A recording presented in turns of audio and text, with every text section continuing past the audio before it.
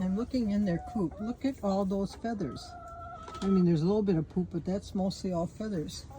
Why are they molting when it's getting so cold? The bird we lost, Butterscotch, she was just finishing up a pretty heavy molt. And now these girls seem to be losing feathers, but they don't look bad. They don't look near as bad as Butterscotch did before her feathers started coming in. Oh, they're right by your chest there. Let me see you.